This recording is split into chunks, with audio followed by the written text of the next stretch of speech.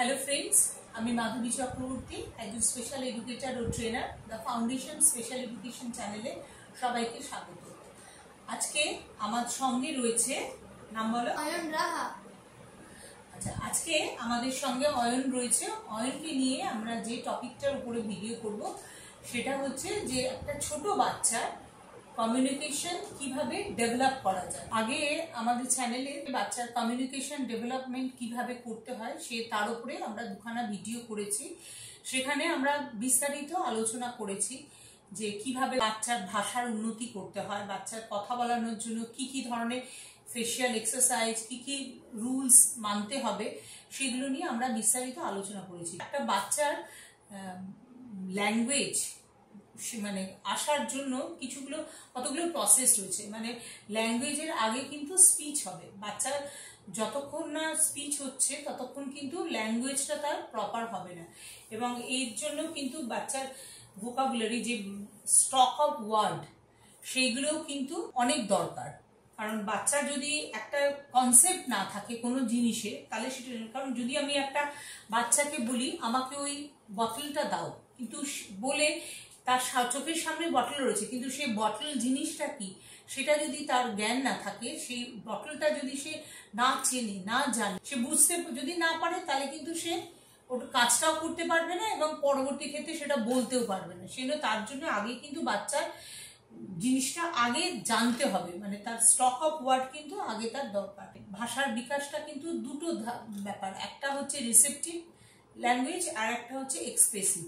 যখন তার এক্সপ্রেসিভটা হওয়ার আগে কিন্তু এই রিসেপটিভ ল্যাঙ্গুয়েজটা কিন্তু হতে হবে, কারণ বাচ্চা আগে নেবে, আগে নিজের মধ্যে রাখবে, তবে গিয়ে সেই জিনিসটা কিন্তু বাচ্চার আসবে, মানে তখনই সে বলতে চেষ্টা করবে এবং পরবর্তী ক্ষেত্রে বলবে। যখনই দেখবো একটা বাচ্চার যে কথা বলার যে বয়স, মোটামুটি 18 মাস থেকে 2 বছরের মধ্যে কিন্তু একটা বাচ্চা কিন্তু 2 ওয়ার্ডসে, ফ্রেজে কথা বলতে পারে।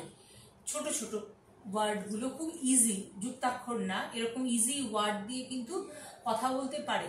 এবং যখনই সে তার এই জিনিসটা ল্যাক হবে, কিন্তু তখনই আমাদের কিন্তু তার আগের স্টেজেও রয়েছে, যেমন ব্যাবলিং করা, সেগুলো ঠিক করছে কিনা, এই সমস্ত কিছুই কিন্তু আমাদের দেখতে হবে। এবং যখনই সে এগুলো করছে না, তখনই দেখতে হবে যে আমাদের বাচ্চাটির সমস্যাটা কোথায়।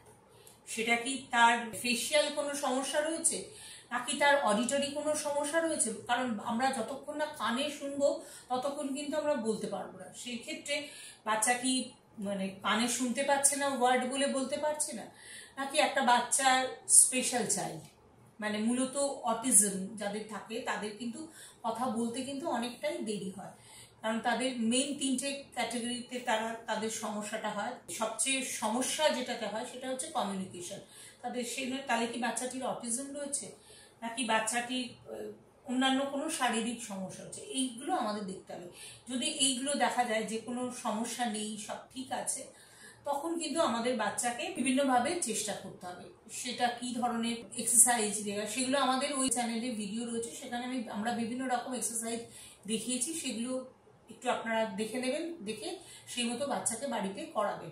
এছাড়াও যে পরিবেশে বাচ্চা থাকে, সেই পরিবেশের খুব ফ্যামিলিয়ার কিছু জিনিস কিন্তু দিয়ে বাচ্চাকে আগে তার পরিচয় করাতে হবে। কখনোই আমরা প্রথমে কিন্তু রিয়েল অবজেক্ট কিন্তু বাচ্চাকে দেখাবো না, প্রথমেই আমরা ফ্ল্যাশ কার্ড, এবং সেই পিকচারটা কিন্তু একটু বড় হতে হবে, সেই ধরনের ছবি দিয়ে কিন্তু বাচ্চাকে আগে এই জিনিসগুলো বাচ্চাকে চেনাবো। তারপরে আমরা এইগুলোতে যখন সে বলতে পারবে, তখন আমরা রিয়েল অবজেক্টে যাব। আমি এখানে কতগুলো ফ্ল্যাশ কার্ড নিয়েছি, যে ছবিগুলো বেশ বড় বড়, বাচ্চা যাতে দেখতে পারে, এবং বাচ্চার এইগুলো হচ্ছে দৈনন্দিন জীবনে এগুলো খুবই তার কাছে পরিচিত। প্রথমে একদম 2 থেকে 3টে, এইভাবে ধীরে ধীরে ধীরে ধীরে করে বাড়াতে হবে, এবং দেখা গেল সে 2 পারছে, 3টে পারছে করে ম্যাক্সিমাম সে 10টা অবধি মানে শব্দ কিন্তু সে বলতে শিখবে। এবার সেই 10টা শব্দ যখন তার কাছে খুবই ফ্যামিলিয়ার হবে, খুবই যখন সে একদম চিনতে পারবে, তখন আবার বাকি 10টা শব্দকে আমরা টার্গেট করে তখন কিন্তু আমরা এগোবো। যেমন আমি এখানে নিয়েছি জামা, সে রোজ পরে, সেই জন্য তাকে আমি এটা বলতে শেখাবো। এবং যখন আমরা বাচ্চাকে কিছু বলবো, খুব পরিষ্কার উচ্চারণে, খুব জোরের সাথে থেমে থেমে এই ওয়ার্ডগুলো কিন্তু বলতে হবে। হয় দেখো, যা মা, যা মা, আঙুল দাও, যা মা। আবার বলো, জোরে বলো, যা মা। আবার যা মা। ভেরি গুড, খুব সুন্দর হয়েছে। এবারে এটা জুতো, জুতো, জুতো, জুতো। ভেরি গুড, খুব ভালো হচ্ছে। এটা দেখো, বলো মোজা, মোজা, মোজা, বলো মোজা। ভেরি গুড, খুব ভালো হচ্ছে। এটা কি বলো তো? পাখা, পাখা, বলো পাখা, পাখা। আবার পাখা। ভেরি গুড, খুব ভালো।